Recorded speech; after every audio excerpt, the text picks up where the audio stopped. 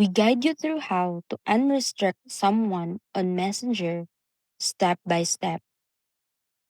First thing you need to do is to open the Messenger app on your phone and tap your profile picture at the top left to open your settings.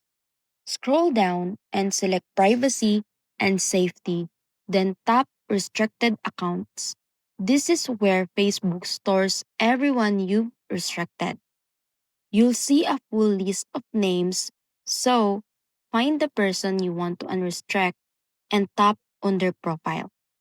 Once their page opens, tap Unrestrict and Messenger will instantly remove all restrictions. After unrestricting, their messages will appear normally in your inbox again, and you'll be able to reply right away, and they can see if you are active. And all chat features return to normal.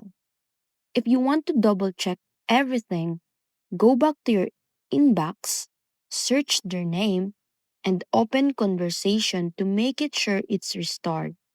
This process works the same for most messenger updates, and it's the fastest way to undo restrictions and continue chatting without limits.